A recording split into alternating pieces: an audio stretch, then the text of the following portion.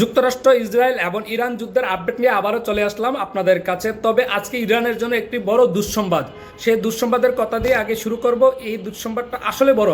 আপনারা জানেন ইরান প্রতিরক্ষা বাহিনীর অন্যতম অভিজাত শাখা যে আইআরজিসি রয়েছে, সেই আইআরজিসির গোয়েন্দা শাখার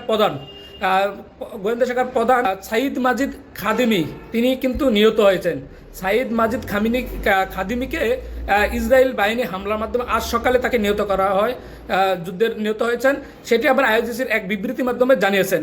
তবে আজকে যে বিষয়টা বলতে চাচ্ছিলাম যে এই আইআরজিসির নিয়ন্ত্রণটা বা হামলা কোথায় করবে না করবে তার যে গোয়েন্দা শাখার প্রধান তিনি কিন্তু খুবই বিচক্ষণভাবে এটা চালিয়েছিলেন।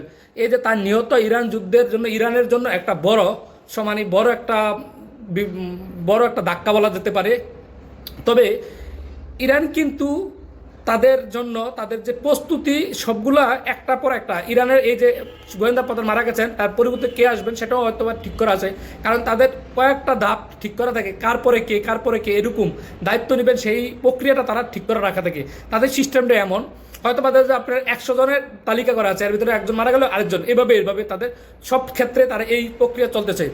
এবার আসি যে ইরানের দুঃখের কথা তো বললাম, এবার আরেকটা কথা বলি। আজ হলো সোমবার, কাল মঙ্গলবার, আগামীকাল ইরানকে একবারে তছনছ করার জন্য কিন্তু ট্রাম্প হুঁশিয়ারি দিয়েছেন।